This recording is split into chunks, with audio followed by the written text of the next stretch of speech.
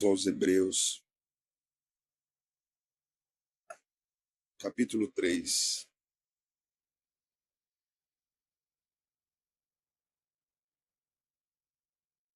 Nós leremos do versículo 1 ao versículo 6 desta noite, mas eu vou expor apenas o versículo 1.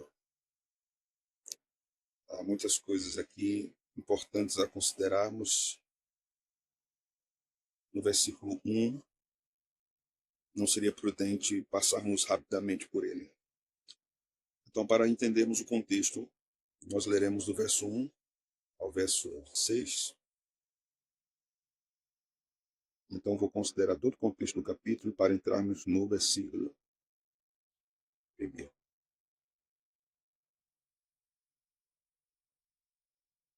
Por isso, santos irmãos, que participais da vocação celestial, considerai atentamente o apóstolo e sumo sacerdote de nossa confissão, Jesus, o qual é fiel àquele que o constituiu, como também o era Moisés em toda a casa de Deus. Jesus, todavia, tem sido considerado digno de tanto maior glória do que Moisés, quanto maior honra do que a casa tem aquele que a estabeleceu. Pois toda casa é estabelecida por alguém, mas aquele que estabeleceu todas as coisas é Deus. E Moisés era fiel em toda a casa de Deus, como servo para testemunho das coisas que haviam de ser anunciadas. Cristo, porém, como filho em sua casa, a qual casa somos nós, guardarmos firme até o fim a ousadia e a exultação da esperança. Amém. Vamos orar. Senhor Deus, pedimos que nesta noite, Senhor, nesse momento especificamente, que nós iremos voltar as nossas mentes, os nossos corações, a estudarmos a Tua palavra, essa pequena porção, este versículo 1. Pedimos que o Teu Espírito Santo nos ilumine o entendimento e que possamos extrair da Tua palavra tesouros para a nossa alma e assim sermos enriquecidos, habitados pela palavra, preenchidos pela palavra, cheios da palavra, como disse o apóstolo Paulo, cheios do Espírito Santo. Obrigado, Senhor, por tua obra tão maravilhosa, condescendente, perfeita, compassiva. Tua obra absoluta de salvação sobre o teu povo.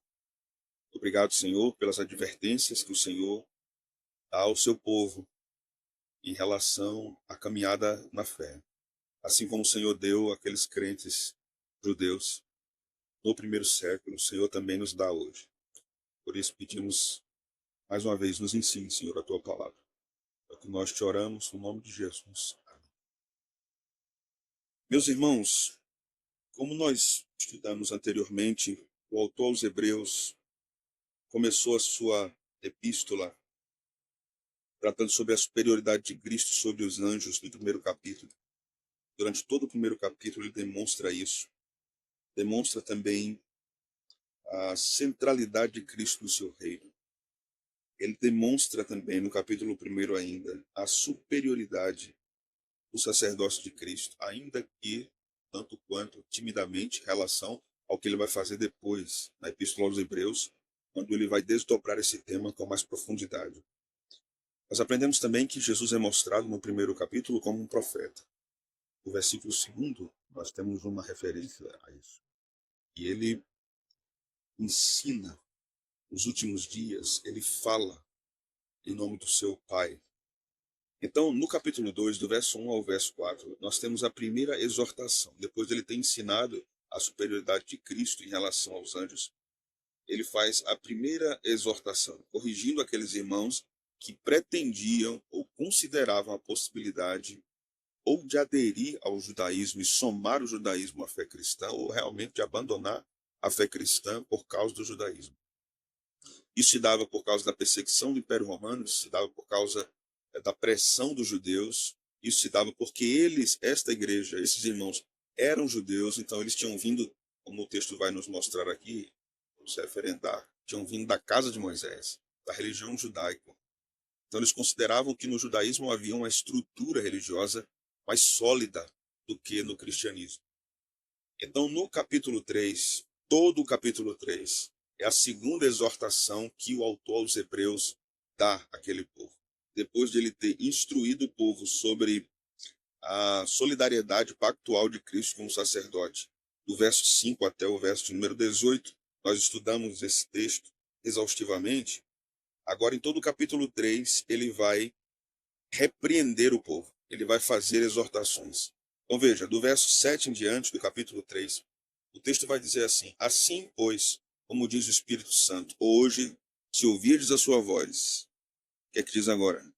Não endureçais o vosso coração, como foi na provocação, no dia da tentação no deserto. Quem endureceu o coração, de acordo com esse texto? O povo de Deus. O texto não está falando de ímpios que não conhecem Deus, está falando do povo de Deus. Verso 9. Onde os vossos pais me tentaram, pondo-me à prova, e viram as minhas obras por 40 anos. Por isso me indignei contra essa geração e disse: estes sempre erram no coração. Eles também não conhecem os meus caminhos. Assim jurei na minha ira: não entrarão no meu descanso. Esse versículo 11 é importante porque ele nos dá um pano de fundo muito interessante para o capítulo 4. Verso 12. Tende cuidado, irmãos. Jamais aconteça haver em qualquer de vós perverso coração de incredulidade que vos afaste do Deus vivo. Pelo contrário, exortai-vos mutuamente cada dia, durante o tempo que se chama hoje, a fim de que nenhum de vós seja endurecido pelo engano do pecado, porque nos temos tornado participantes de Cristo. Se de fato guardarmos firme até ao fim a confiança que desde o princípio tivemos, enquanto se diz: hoje, se ouvirdes a sua voz, não endureçais o vosso coração, como foi na provocação. Ora, quais os que, tendo ouvido, se rebelaram? Não foram, de fato, todos os que saíram do Egito por intermédio de Moisés? E contra quem se indignou por 40 anos? Não foi contra os que pecaram, cujos cadáveres caíram no deserto? E contra quem jurou que não entrariam no descanso, senão contra os que foram desobedientes? Vemos, pois, que não puderam entrar por causa da incredulidade. Uma questão aqui importante, uma instrução aqui importante, nós vamos tratar desse texto quando eu retornar de férias, mas uma questão aqui importante é o seguinte: percebamos que o autor aos Hebreus nunca vai dizer assim: se vocês fossem eleitos de fato, vocês não estavam considerando a possibilidade de ir para o judaísmo, percebe? Ele não trata dessa forma. Ele trabalha em cima da tensão. E mesmo que aqueles ou alguns daqueles da igreja dos Hebreus não fossem eleitos, ele trata como se eles fossem. Porque eles estavam na congregação. Quem conhece profundamente o povo e o estado de suas almas é o próprio Deus. Então não havia aqui uma ênfase demasiada na eleição a ponto de rejeitar aqueles que estavam pecando, dizendo não são eleitos porque se fossem não viveriam assim. O autor aos Hebreus não vai por esse caminho, nós também não podemos ir. Embora creiamos na doutrina da eleição, nós lutamos pela santificação do povo, ainda que aparentemente alguns do povo, ou toda uma congregação, pareça não conhecer de fato a graça. As advertências serão feitas a fim de que estes irmãos não abandonem a fé, não crucifiquem de novo o Filho de Deus. Não é? É assim que o texto bíblico trabalha, é assim que nós devemos operar também. Então, esse é um contexto geral do que o autor aos Hebreus vai tratar no capítulo 3. Mas, como eu disse, nós vamos ficar no versículo 1. O autor aos Hebreus está tratando basicamente aqui o fundamento da sua exortação para a igreja é agora Cristo ser superior a Moisés. Ele já mostrou que Cristo era superior aos anjos. Agora ele vai mostrar que Cristo é superior a Moisés. E há muitos detalhes aqui nesse texto. Versículo 1, principalmente. Algumas coisas que nós iremos estudar. Porque ele usa a expressão santos irmãos. Será que era apenas uma questão coloquial? Apenas uma colocação sem nenhum sentido. Ou não? Será que tem algum sentido realmente ele usar esse termo aqui nesse contexto que eles estavam vivendo e que ele estava escrevendo? Segunda coisa, o que é que ele quer dizer com a palavra considerai atentamente Cristo como apóstolo? O que é considerar atentamente para o autor aos Hebreus? É apenas prestar atenção, é lembrar, é aprender mais a doutrina de Cristo, é ser melhor catequizado?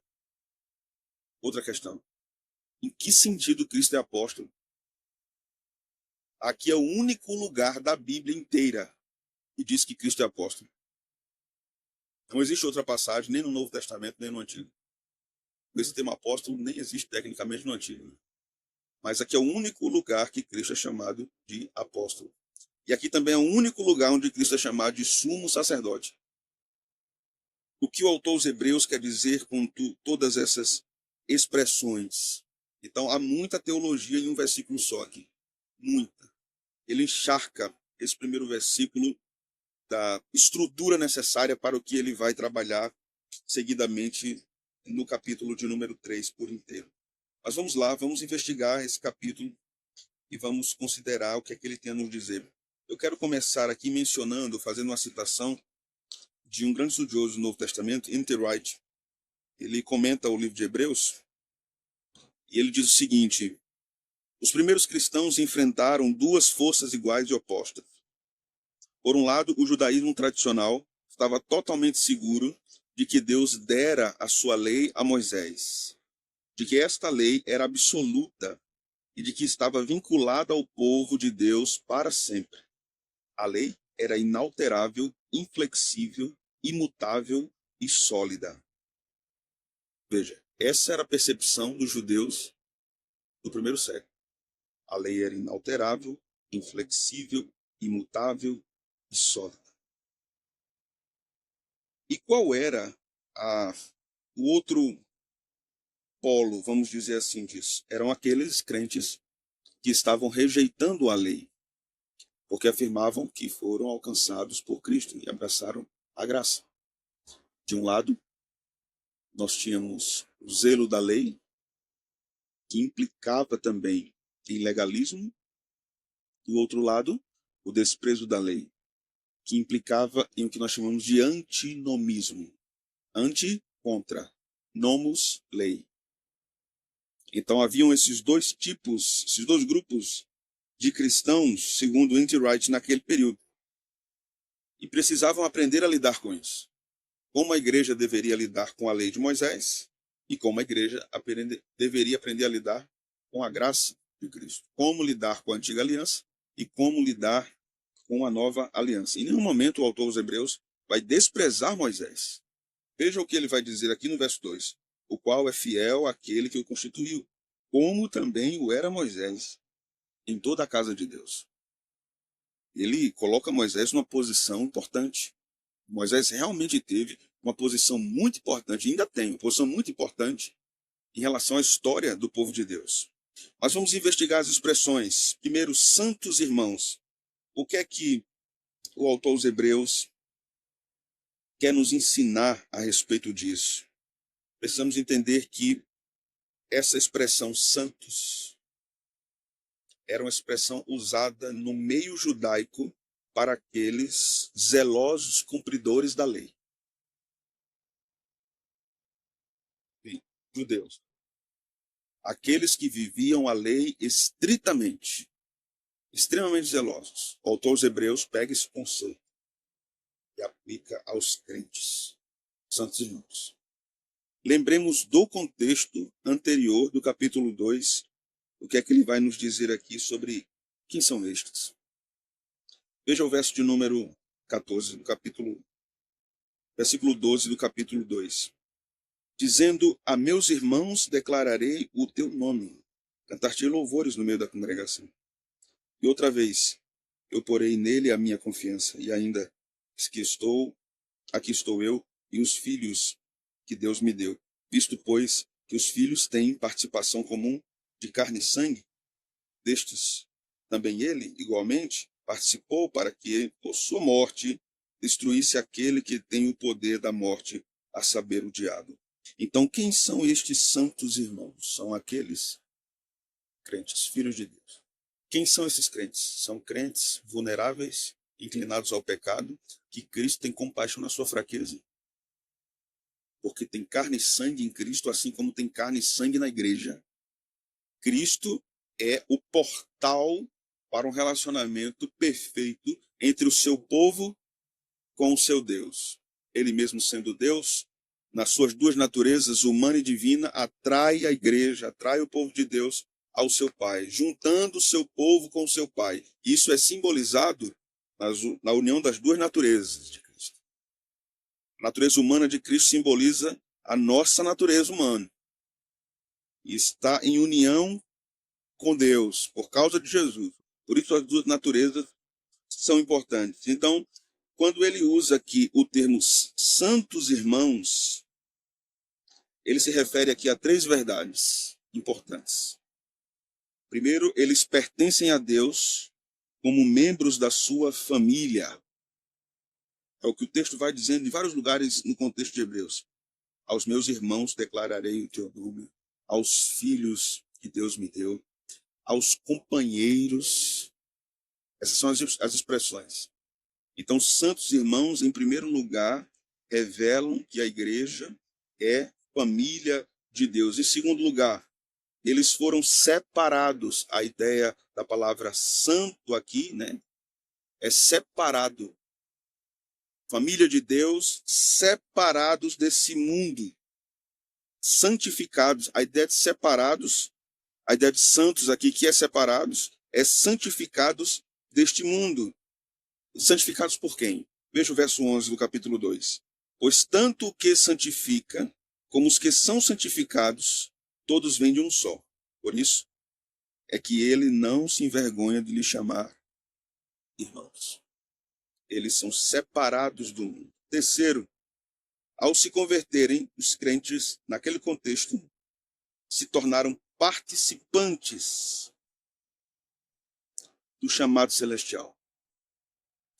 O autor aos Hebreus está mostrando aqui o status daqueles que são salvos. Qual é a sua condição depois de ser salvo?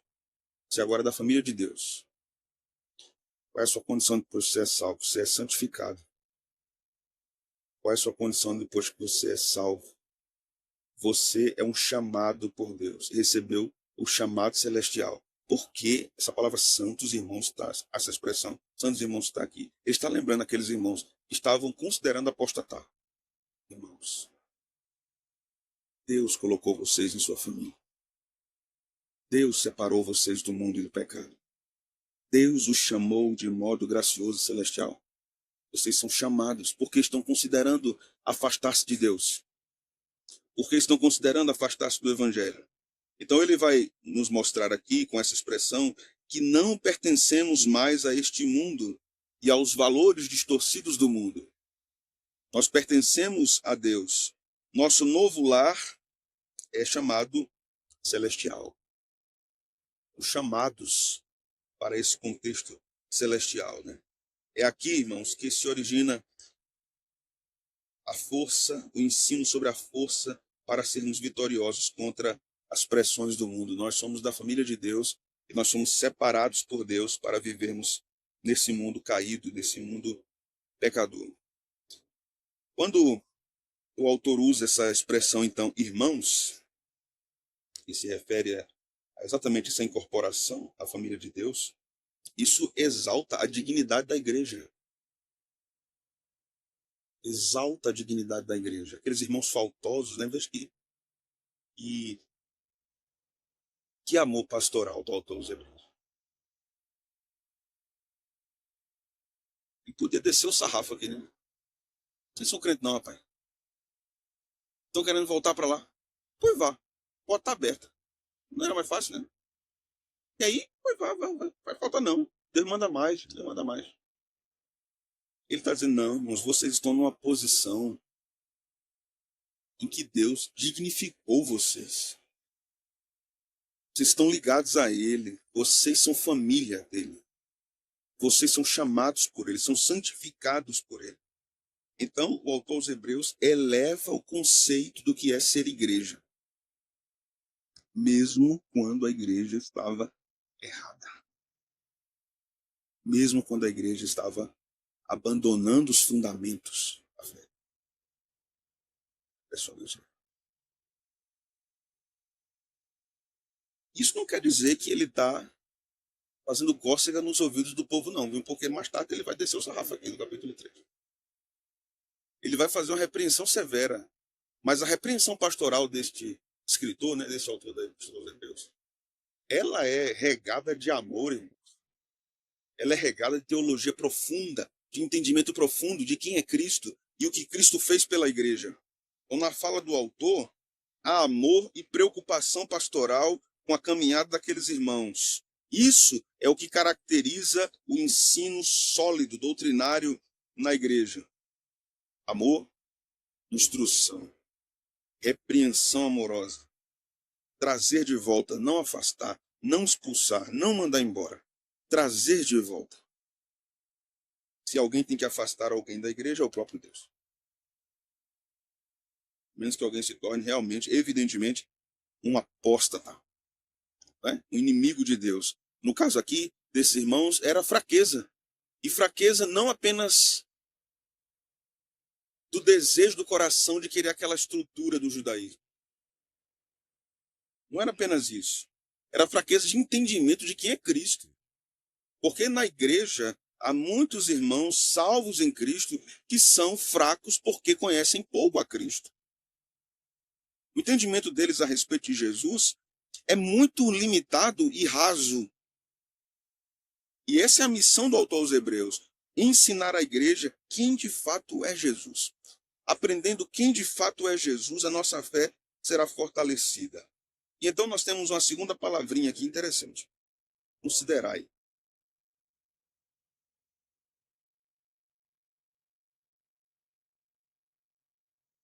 A palavra em grego é homologia.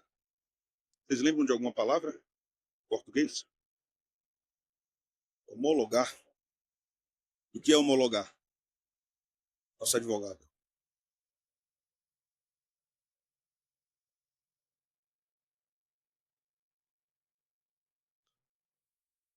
Uma confirmação, né? Autenticar. A palavra homologar vem dessa palavra grega, homologia. E o autor está dizendo aqui, o sentido dessa palavra é o seguinte: homos, são duas palavras, homos e logos. Homos, o mesmo. Logos, palavra. Então, o que é homologia? Mesma palavra. Considerai atentamente, ou seja, juntos, irmãos, em uma mesma palavra a respeito de Cristo. Por isso que ele vai falar aqui no final do versículo de confissão. É a ideia de confissão conjunta da igreja. Confissão de quem é Jesus, né? Então a igreja deve ter o mesmo discurso sobre Cristo. Deve confessar Jesus Cristo como seu Senhor. Por isso, quando afirmamos nossa fé em Cristo, alicerçada nas Escrituras, esse é o sentido de dizermos, somos confessionais. Queremos mostrar publicamente o que nós professamos juntos. Qual é a nossa declaração de fé? O autor aos Hebreus está dizendo: considerai atentamente, falai conjuntamente e com muita atenção. Considerai quem é o apóstolo, quem é o sumo sacerdote. Confessai quem é o apóstolo e quem é o sumo sacerdote. Parece muito nebuloso nessa questão de apóstolo. Como é que a gente entende isso aqui? A palavra apóstolo significa enviado, né? Então a gente pode ter uma ideia geral, assim, Jesus foi enviado pelo Pai, é por aí. Mas o que, que significa ele ser um apóstolo e somente aqui ser mencionado ele é um apóstolo? Se ele chamou apóstolos, enviou apóstolos, como ele mesmo é um apóstolo. Vamos investigar isso. Considerado isso, irmãos, agora nós precisamos considerar também outras coisas que o autor nos mostra aqui. A fala do autor nos chama a atenção, ou chamava a atenção daquela igreja, por causa da ignorância que aqueles irmãos tinham, e essa ignorância era a causa da fraqueza. Olhar aqui é considerar, é um ato atencioso para quem é o Salvador do povo. E no argumento do autor, não era Moisés. Moisés foi um servo de Deus, mas Cristo foi superior a Moisés. Você já percebeu que nas nossas fraquezas, grandes fraquezas, a nossa visão a respeito de Jesus diminui? A nossa concepção sobre quem é Jesus, gracioso, amoroso, poderoso, diminui. Parece que vai se esvaziando, vai escorrendo. Nós concentramos a nossa visão em várias outras coisas, inclusive em nós mesmos, e não em Jesus. Será que é isso que o autor de Hebreus está trabalhando conosco também? E quanto maior e mais elevada for a nossa compreensão de Cristo, mais forte será a nossa fé. E quando estou falando aqui de compreensão de Cristo, não é meramente compreensão teológica. Porque alguém pode ter uma profunda compreensão teológica e não compreender profundamente a Cristo.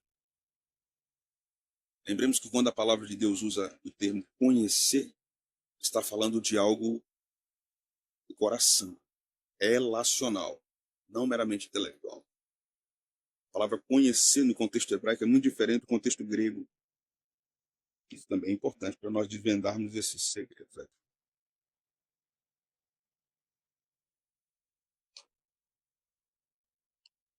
Já sabemos o que é considerar atentamente. Agora vamos para o que é o apostolado de Cristo.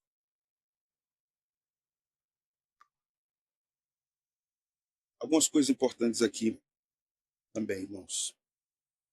Primeiro que quando nós falamos no primeiro capítulo sobre ofício sacerdotal, ofício profético, ofício real, isso continua sendo realçado a partir do capítulo 3. No contexto do capítulo 1 ao capítulo 3, consideramos que o termo apóstolo está ligado à proclamação da vontade de Deus por meio de Cristo. Então, o termo apóstolo está ligado ao ofício profético. Certo? O ofício sacerdotal está imediatamente clarificado aqui para nós, mas o termo apóstolo está ligado ao ofício profético. Capítulo 1, versículo 2, veja. Nesses últimos dias nos falou pelo Filho. Capítulo 2, versículo 12, dizendo aos meus irmãos, a meus irmãos, declararei o teu nome, ofício profético. Cristo está falando a mensagem verdadeira de Deus para os homens. Mas tem outra coisa aqui que eu quero tratar com os meus irmãos. Peço que os irmãos sigam comigo para Êxodo 23.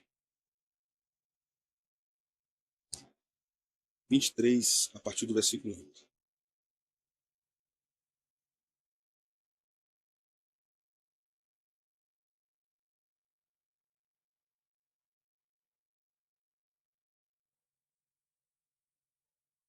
Até o versículo 22.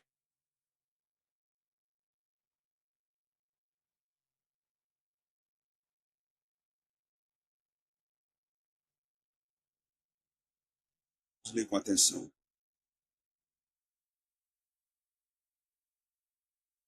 Eis que eu envio, é que diz aqui, irmãos, um anjo, malak, em hebraico, malak.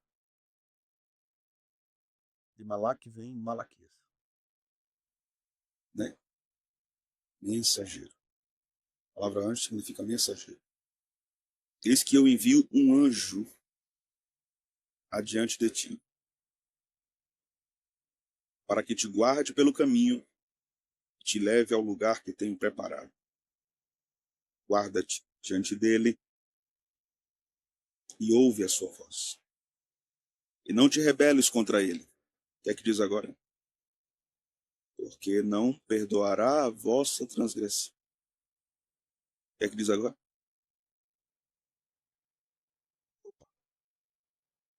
Interessante.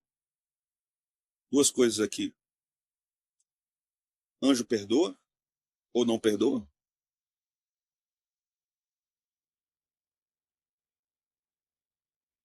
No texto, esse anjo perdoará ou não perdoará? Não é? Segunda coisa que nos chama a atenção aqui, pois nele está o meu nome, Yahvé. Verso 22. Mas diligentemente ouvires a voz e fizeres tudo o que eu disser, então serei inimigo dos teus inimigos e adversário dos teus adversários. Veja só uma palavra importantíssima que está no verso 20. Eis que eu envio o meu anjo. Qual o significado da palavra apóstolo?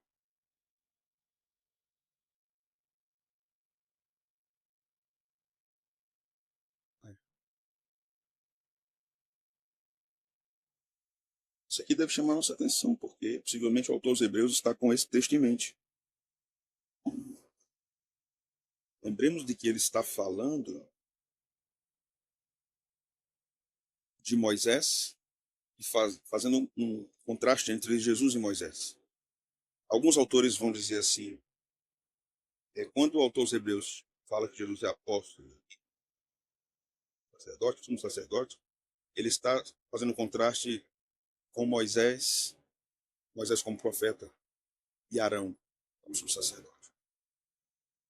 Mas nós não temos uma referência aqui a Arão. Nós temos a referência a Moisés. E Moisés fez um papel de sumo sacerdote antes do estabelecimento do culto levítico. E Moisés inaugura o que nós chamamos de profetismo em Israel. Inclusive, ele profetizou um profeta maior do que ele. Então, o contraste aqui é com Moisés. Jesus é um profeta maior que Moisés. Jesus é um sacerdote maior que Moisés. Um mediador maior que Moisés. Isso aqui é muito interessante porque essa ideia aqui em Hebreus, alguns estudiosos vão dizer assim, não, mas talvez isso aí, essa comparação com Êxodo, seja forçar demais o texto. Porque não é claro no Novo Testamento esta relação de Jesus como apóstolo nesse sentido, o anjo enviado lá naquele sentido. Será mesmo que é uma questão estranha no Novo Testamento? Vamos recapitular algumas coisas do Evangelho de Marcos. Queria convidar vocês a irem comigo para lá. Marcos capítulo 1.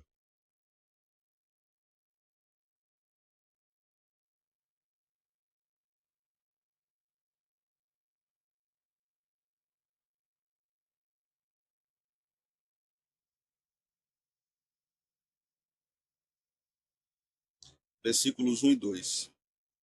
Marcos 1, ou melhor, Marcos 1, versículo 2 e 3.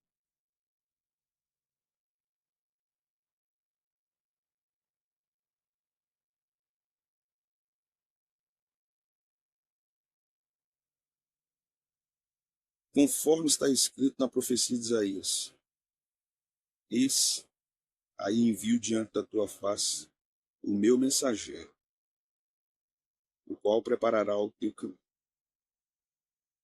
Voz do que clama no deserto: preparai o caminho do Senhor, endireitai as suas veredas. São referência a Isaías 40, né? Aqui a promessa de um caminho preparado para a nova libertação do povo de Deus, certo? Deserto, libertação com Moisés, preparação no deserto para entrar em Canaã. libertação para entrar na terra. João Batista é o Elias profetizado, é a voz que clama no deserto, preparando também o novo Israel para entrar na terra, liderado por um novo Moisés, Cristo. Está dando para entender, irmãos? E várias outras questões aqui que a gente poderia mencionar. Vejam, por exemplo, em seguida a gente vai ter no Evangelho de Marcos, Jesus sendo tentado 40 dias no deserto. Uma alusão a 40 anos de Israel no deserto. Um outro contraste. No deserto o povo falhou. No deserto, sendo tentado por Satanás, Cristo permaneceu fiel. Marcos está mostrando um novo êxodo. Como se o primeiro êxodo tivesse realmente acontecido e Deus triunfou no êxodo. Mas o segundo êxodo, o novo êxodo, tem um efeito muito maior. Porque não é apenas uma libertação geográfica, é uma libertação espiritual. Então, ao longo do Evangelho de Marcos, outros elementos vão reforçar essa tipologia mostrada por Marcos. A gente já viu isso. Multiplicação dos pães. O pão lembra-nos o maná. Transfiguração de Jesus. Moisés também foi transfigurado. Páscoa. O cordeiro também foi morto no Êxodo. E os israelitas deveriam comer daquele cordeiro, né? Então, Marcos estrutura o ministério de Jesus em todo o evangelho como um novo êxodo. É isso que Marcos está contando. Um novo e maior êxodo. Jesus como maior do que Moisés e a libertação promovida por Jesus maior do que a libertação realizada por Moisés. Jesus é o apóstolo nesse sentido. Alguma pergunta até aqui, irmão? Pensando.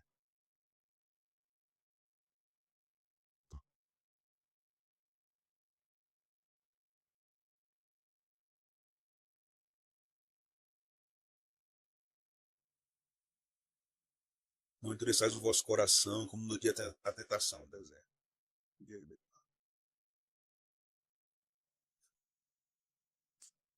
Quando a gente consegue compreender qual é a leitura do autor aos Hebreus por trás de sua fala, então a gente chega na intenção do autor. Ele está se baseando onde para falar isso? Porque os autores bíblicos não vão dizer assim sempre. Lá do Salmo tal. Abra aí a Bíblia aí, né?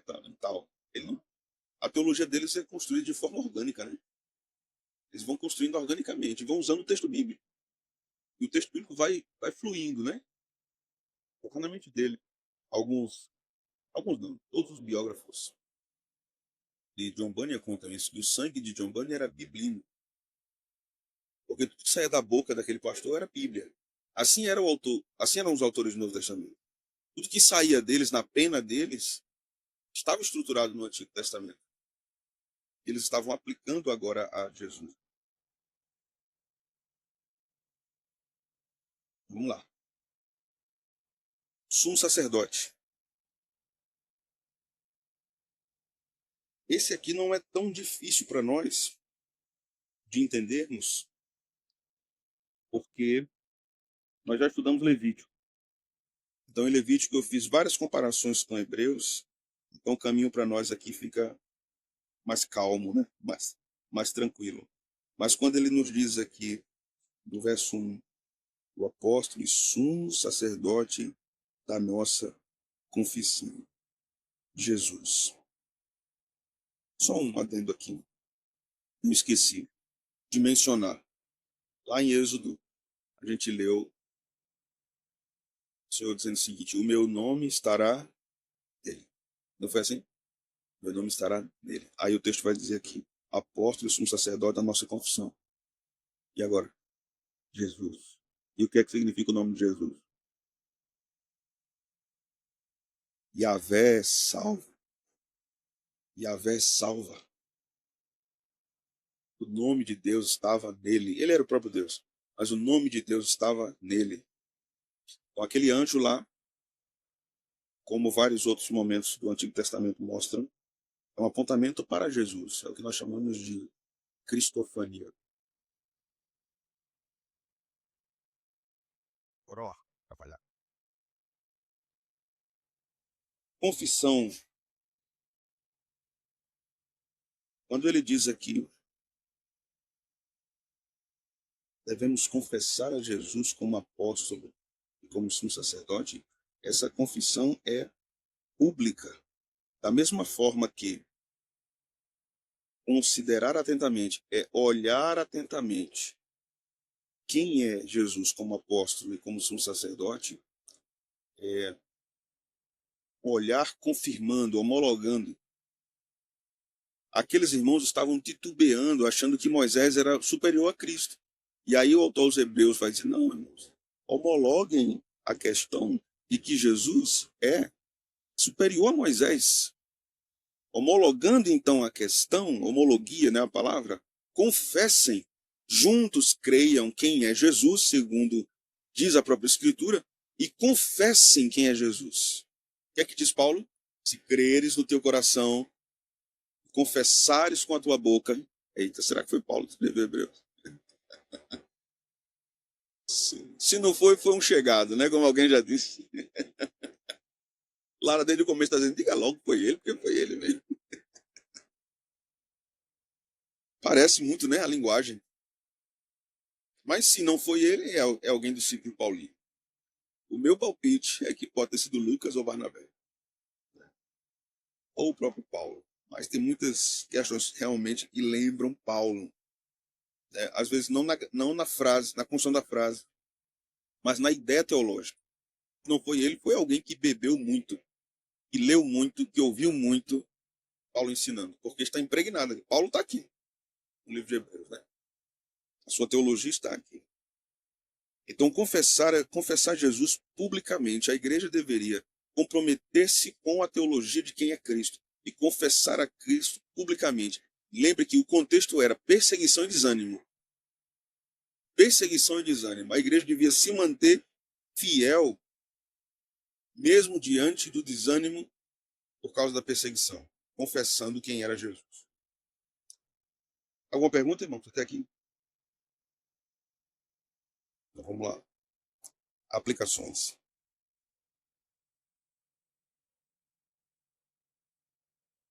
Primeira coisa, irmãos, dentre tantas, precisamos cultivar uma contemplação mais diligente de quem é Cristo. Se o Espírito nos ordena por meio das Escrituras, considere atentamente, então, meus irmãos, distração espiritual é um pecado muito perigoso. Nós podemos sermos, de fato, engolidos pela distração espiritual e não considerarmos atentamente quem é Cristo.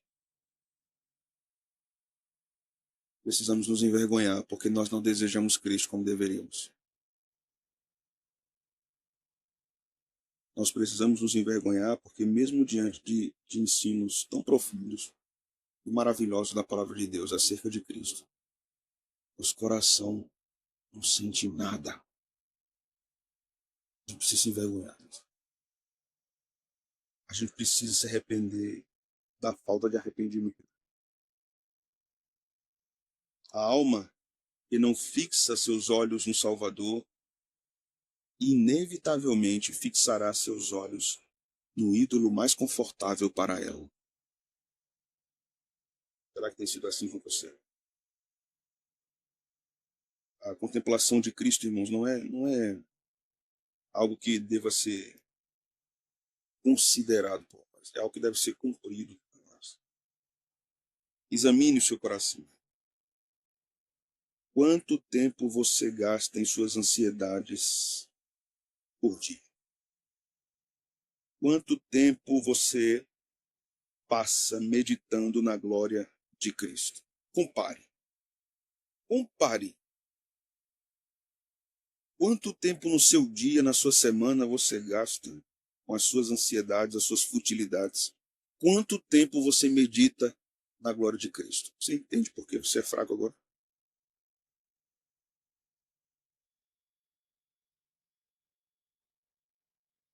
A fé enfraquece, não apenas porque somos atacados pelo diabo, pelo mundo e pela carne.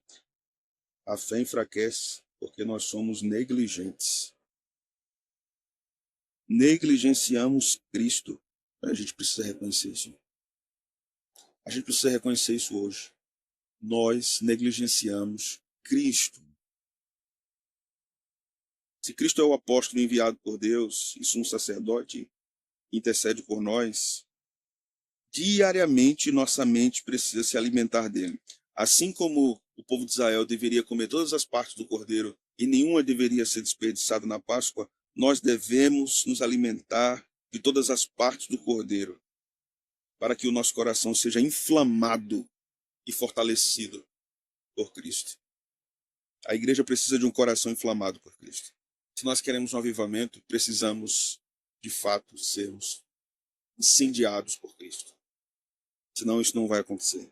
Nós vamos fazer várias coisas. Vamos fazer congressos, vamos fazer conferências, nós vamos fazer trabalhos missionários, nós vamos fazer trabalhos sociais, nós vamos criar ONGs, nós vamos fazer várias coisas. Se o nosso coração não está inflamado por Cristo, tudo isso aí não adianta.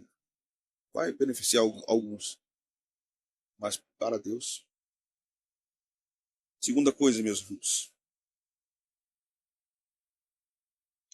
descansemos na fidelidade do Filho, não nas estruturas. Os irmãos hebreus queriam descansar nas estruturas do judaísmo. Isso aqui nos conforta, essa estrutura nos dá segurança. Eles buscavam essa segurança. Então, quais são as nossas estruturas, irmãos? Sistemas, instituições, tradições religiosas e teológicas. Sabia que a tradição reformada não pode fazer você conhecer mais profundamente a Cristo? Entendo. Nenhuma outra tradição, nem arminiana, nem católica, nem ortodoxa, medieval, nenhuma patrística, nenhuma tradição pode fazer você conhecer mais profundamente a Cristo. Somente o Espírito Santo pode fazer isso.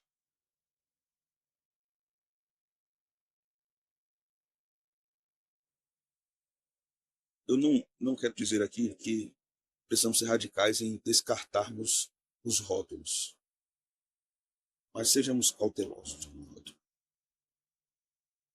porque rótulo não esboça coração. Vou dizer uma coisa aqui a vocês com muita sinceridade, de acordo com a minha experiência, a minha experiência de vida. Os piores crentes que eu conheci eram reformados. Os piores.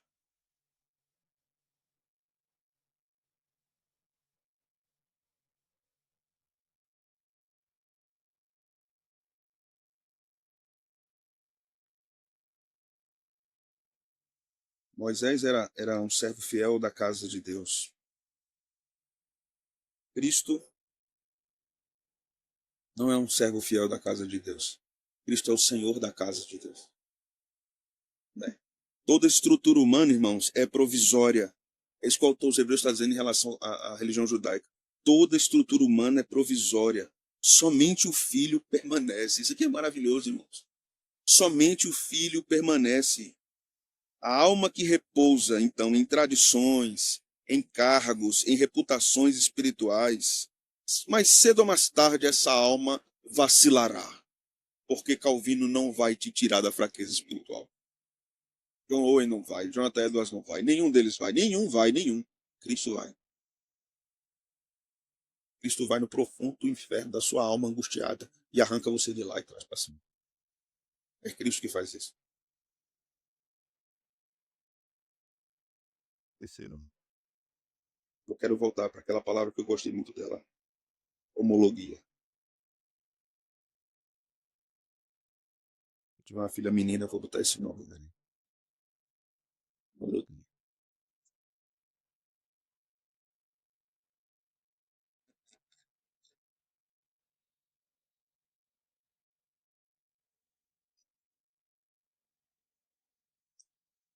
Imagina só, hein? Vem para dentro, homologia. Irmãos, aprendemos que precisamos examinar se a nossa confissão é viva em Cristo ou ela é formal. Será que ela é formal? Porque a tentação e o risco de cairmos no formalismo, de professarmos a doutrina correta, mas de modo apenas formal, essa tentação é muito grande, irmãos. Todos os domingos estamos ali, creio em Deus Pai, Todo-Poderoso, Criador dos céus da terra. Outros estão assim, creio em Deus Pai, Todo-Poderoso, Criador dos céus da terra. Todo domingo nós estamos ali. Não matarás, não adulterarás, não furtarás, não dirás falso testemunho com o teu próximo. Isso para cair do formalismo é muito rápido. Eu não quero dizer que tem que tirar isso para não cair no formalismo, não é isso. Mas para cair no formalismo é muito rápido. Nem mesmo a boa liturgia evita o pecado no coração do povo. Porque a gente é tão miserável, irmão, que mesmo com coisas boas, a gente peca. Deus dá comida, a gente come muito. Deus dá o dinheiro, a gente gasta muito. Deus dá a saúde, a gente estraga ela toda. Não é? A gente consegue fazer essas coisas. Então, muitos podem repetir fórmulas corretas enquanto o coração está congelando em relação a Jesus. A fé verdadeira deve se manter firme no Filho de Deus. Então você deve perguntar a você mesmo: minha confissão de fé é sustentada por amor, por reverência e por dependência de Cristo?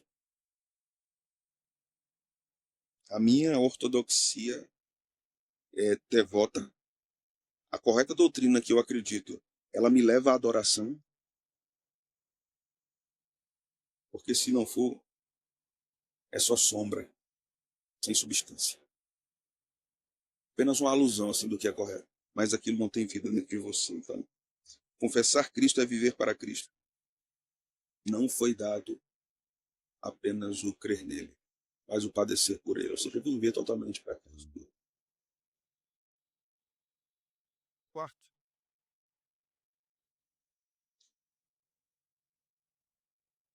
Vamos coração de novo. Eita, caba velho.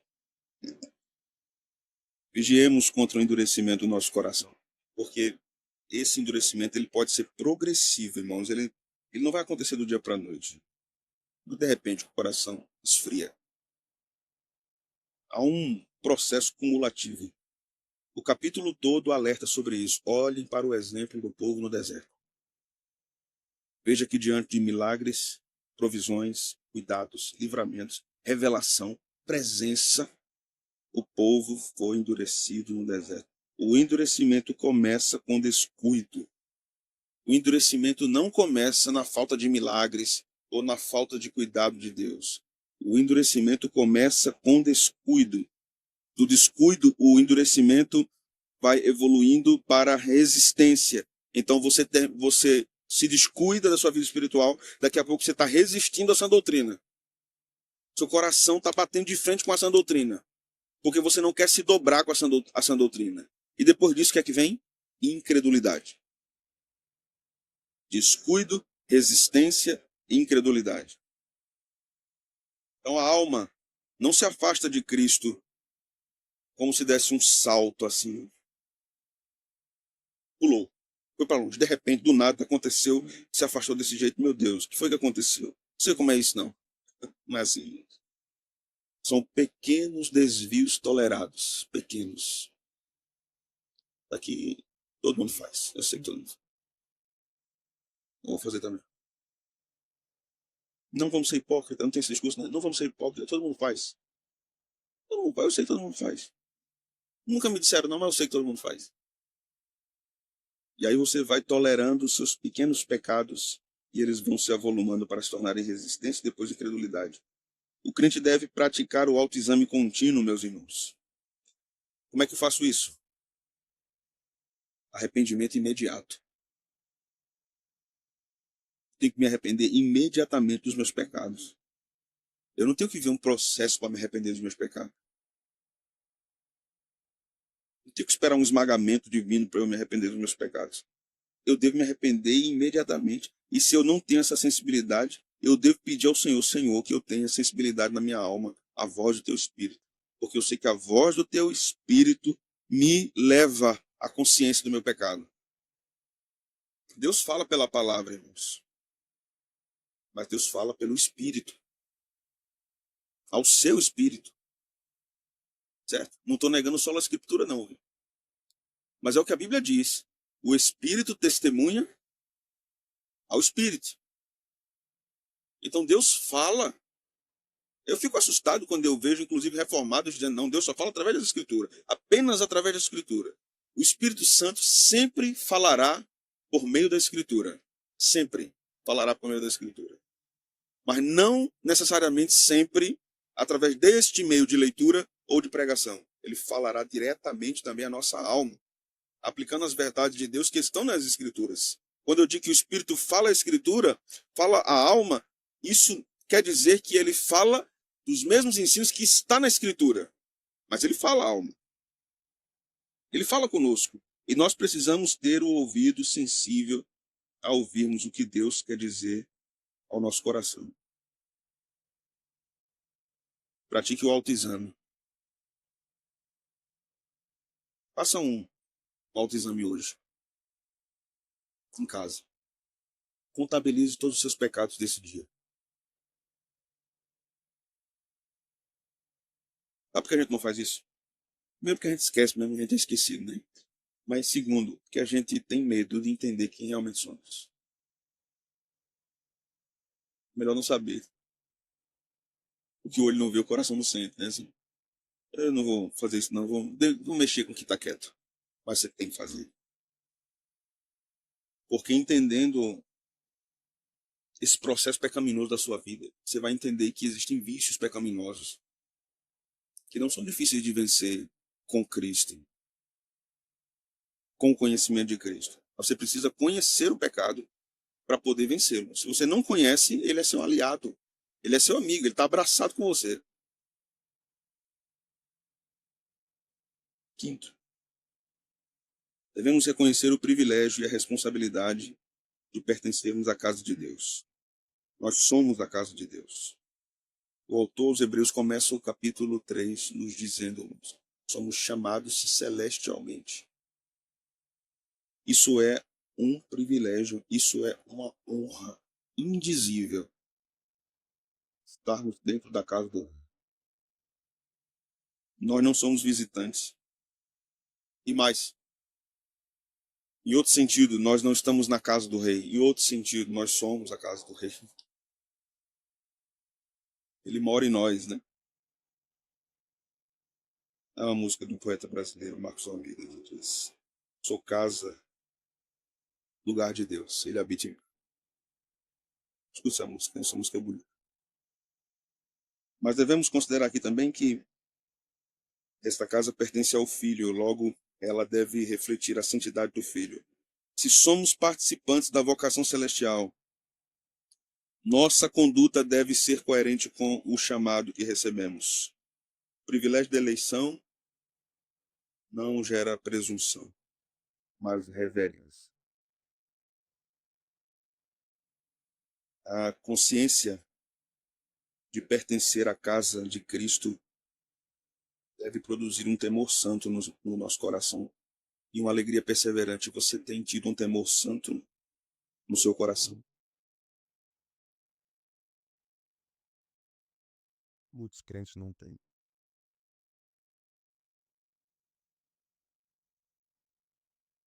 Eles tratam Cristo com desrespeito. Eles tratam a obra de Cristo com desrespeito. Eles não sabem onde estão pisando. Veja o que diz o autor dos Hebreus, no final do capítulo 3.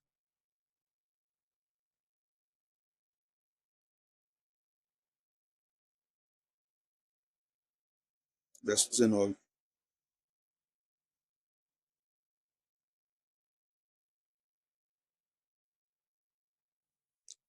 Vemos, pois, que não puderam entrar por causa da incredulidade.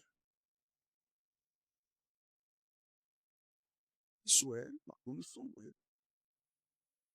Quando eu disse lá no começo, a gente precisa confessar essas tensões, porque elas estão na Escritura. Jesus vai dizer, bom, aquele ramo que não estiver dando fruto faz o quê?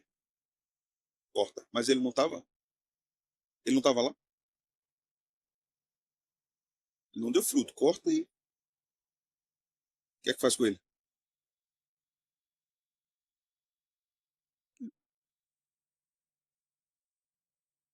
Mas como é que é isso? É perca de salvação? Não, não é perca de salvação. É que a Escritura trata que todos aqueles que estão na estrutura do povo de Deus, eles estão na estrutura do pacto. Eles estão na estrutura do pacto. E Deus os considera seu povo.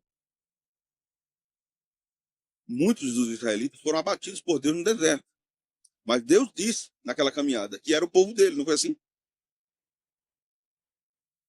E aí nós vamos ter uma estrutura pactual geral, nós vamos ter uma estrutura pactual mais específica para aqueles que realmente são os eleitos serão salvos.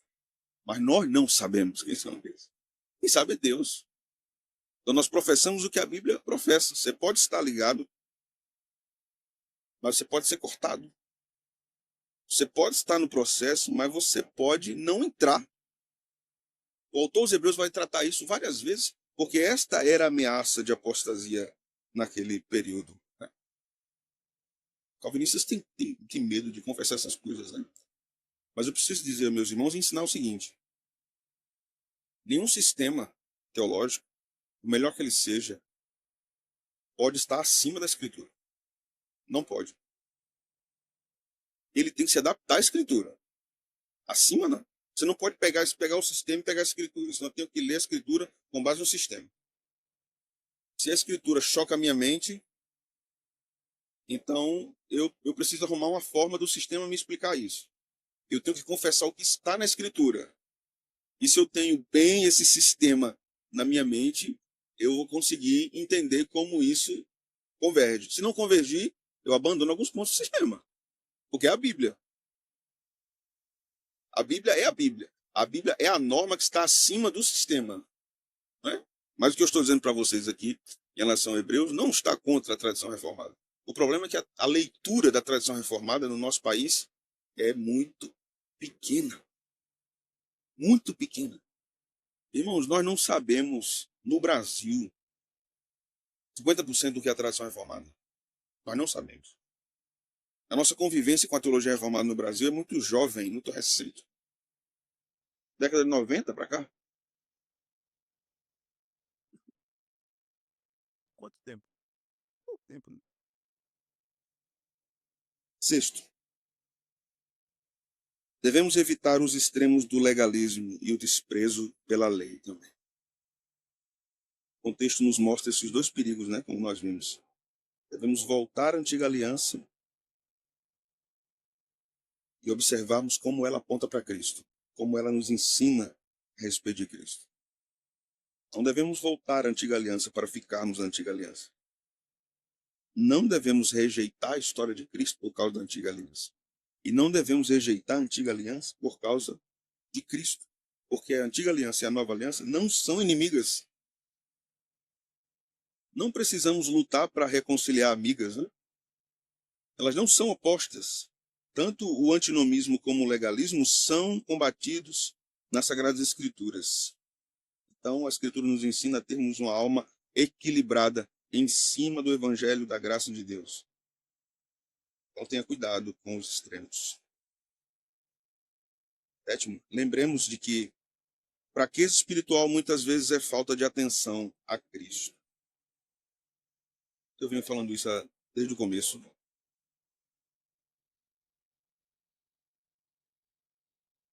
É algo desesperador aqui, né? Pelo menos para mim, quando eu falo isso.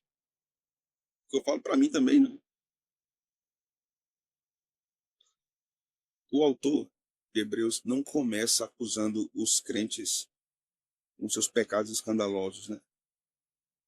Isso aqui é muito interessante. O tipo de repreensão dele é interessante. Porque Paulo, o pastor Pedro pregou domingo, né? Paulo desce o sarrafo logo, né? Então, estou com paciência com vocês. Em Gálatas foi assim, em 1 Coríntios também foi assim, mas voltou aos Hebreus aqui vai em outro caminho. Se é Paulo, que ele estava mais manso. Porque a repreensão dele é ordenando a contemplação. Considerem Cristo como apóstolo e sumo sacerdote. A fraqueza, meus irmãos, as nossas fraquezas, muitas vezes, na maioria das vezes, quase 100% das vezes, se somos crentes, não é uma rebelião declarada contra Deus, mas é uma desatenção acumulada. Nós vamos acumulando desatenção às coisas de Cristo. Vamos deixando, vamos deixando.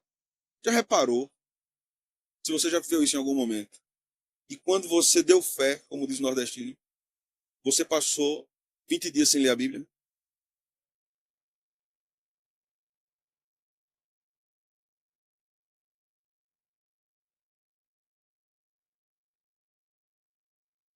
Uhum. Eu falei isso aí? Muito boa. Ah, sim, sim, sim. Foi. Exatamente. É um acúmulo de desatenção. Nós temos isso, né?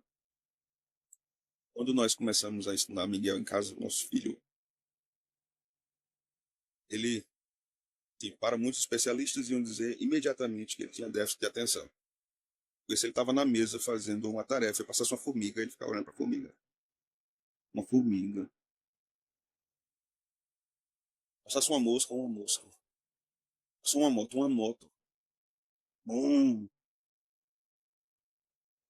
E começamos todo um processo de instrução. Filho, você precisa se concentrar para entender o processo. Então você não vai aprender. Concentre-se. Fomos ensinando ele a arte da concentração para o estudo. Hoje pode estourar uma bomba, ele está lá fazendo. Quando nossa mente e nosso coração não são treinados para estarem focados em Cristo, nós vamos estar continuamente desatentos. E essa desatenção vai ser cumulativa, cumulativa, cumulativa. Quando nós entendermos a coisa, nós já estamos muito afastados de nós. A alma negligencia a meditação das perfeições de Cristo, e quando ela faz isso, ela perde o seu vigor espiritual gradativamente. Você é gradualmente, você vai piorando, piorando, piorando. Você não está lendo mais a Bíblia, daqui a pouco você não consegue mais se concentrar em 40 minutos de um sermão. Ou não é assim? Você não consegue passar 15 minutos orando, focado, focado, falando com Deus. Você não consegue. Você não consegue terminar um livro que lê. Isso vai passando para outras coisas na sua vida. Você começa a não cumprir várias tarefas, várias coisas que você disse que ia fazer, porque você vai acumulando desatenção. Quando a alma está desarrumada, a vida fica desarrumada. É gradativo. Desejamos vigor espiritual, então devemos cultivar uma disciplina espiritual séria, de leitura atenta das Escrituras, de oração fervorosa, de reflexão profunda. Se o melhor momento do dia, o momento que você está mais focado, é 6 da manhã, leia a Bíblia às 6 da manhã. Porque ali você tem tudo. Os estudiosos da mente, da neurociência, dizem que nós só conseguimos fazer um trabalho focado 4 horas por dia. Esse é o tempo limite. No máximo 5. Depois disso, nós vamos ter que trabalhar, mas devemos colocar trabalhos que não necessitem de extrema atenção. Tem gente que não consegue 4 horas, tem gente que não consegue 3, tem gente que não consegue 2, tem gente que não consegue 1. Um dia, um jovem, hoje ele é pastor, ele me procurou, ele disse, pastor, eu preciso que você me ajude, porque eu não consigo estudar. Ele ia fazer o exame da denominação para ser pastor. Eu não consigo me concentrar. Mas tá bom, você vem aqui para a igreja, eu vou estar aqui 4 vezes por semana atendendo um gabinete de manhã. Meu gabinete tinha um vidro grande. Quem passava na frente, eu vi. E do lado ficava a biblioteca da igreja. Todo dia, quando eu estiver aqui, você vem estudar. Eu passo pelo menos 3 horas. Então, o tempo que eu estiver aqui, você vai estudar. A cada 25 minutos, ele levantava e dava um legal no vidro. Eu atendendo lá, uma pessoa ele chegava no vidro e... Aí eu, aí eu acenava. Daqui a pouco ele saía. Voltava e olhava para mim.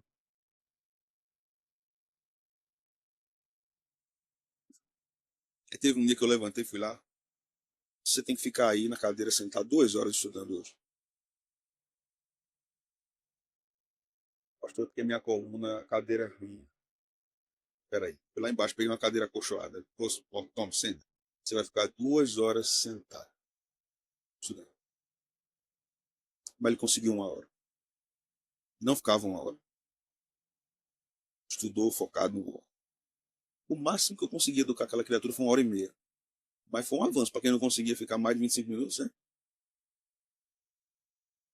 Treino. Precisamos treinar nossa mente a ser disciplinada na devoção a Deus. Oração, leitura da palavra, reflexão profunda.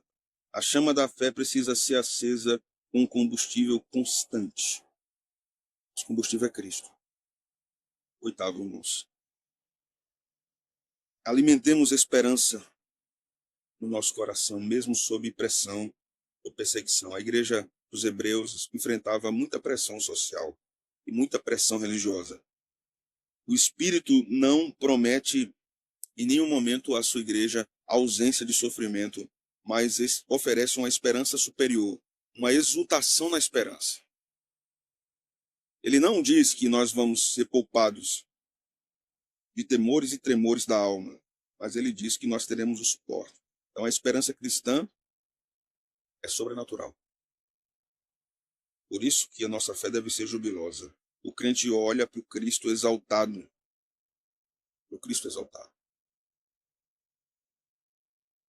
Perfeito isso. Bíblia. Perfeito isso. Não, Terminando. Foi 1 hora só de aplicação.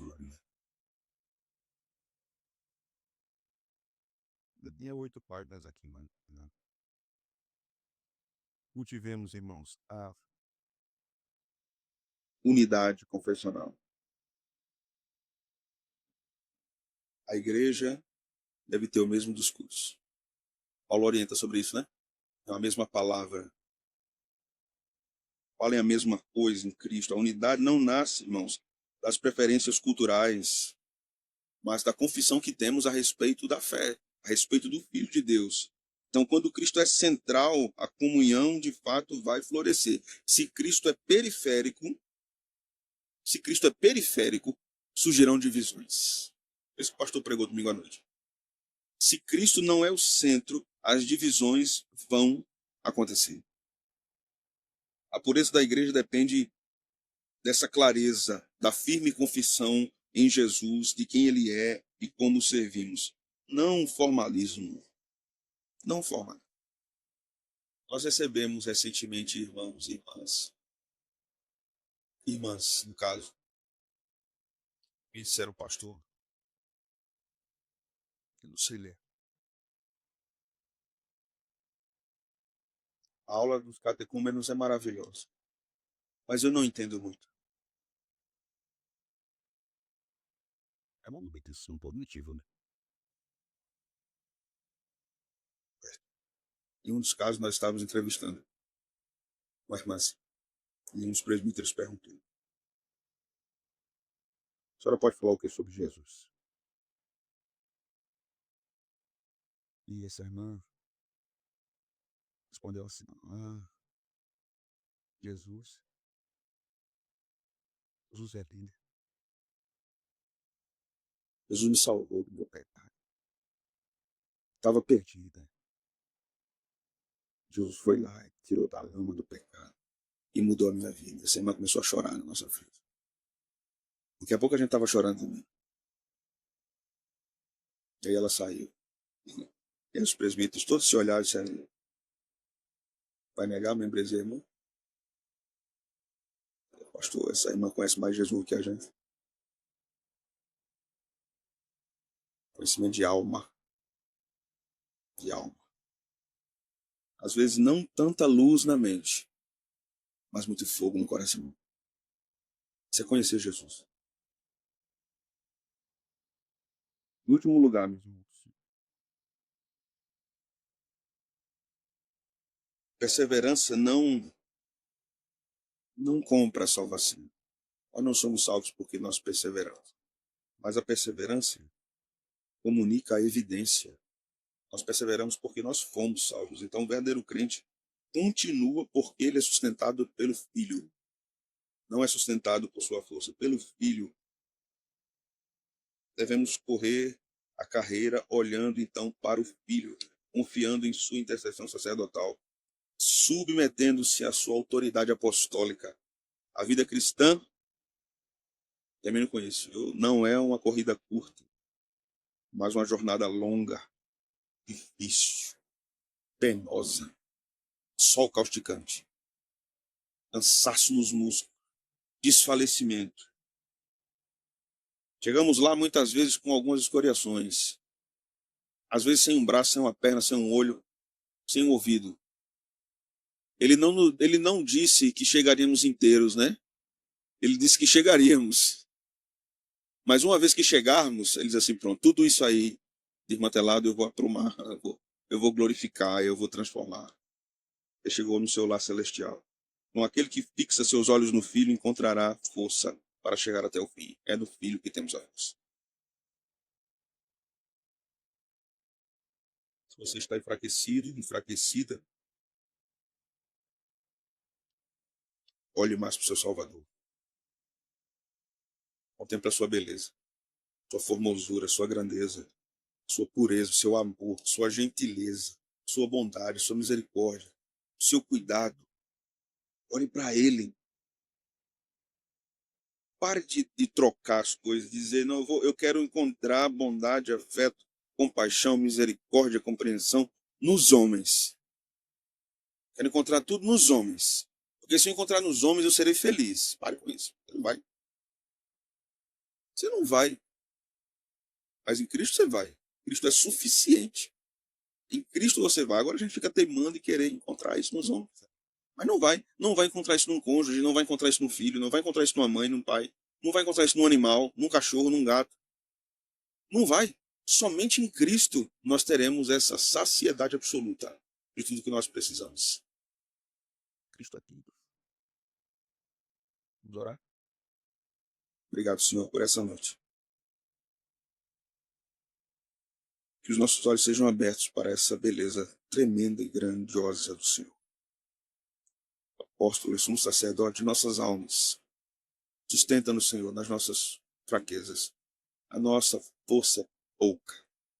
Mas como aquela igreja, estamos lutando para não negar o teu nome jamais. Ajuda-nos a chegarmos até o fim. É isso que nós te oramos no teu nome. Amém.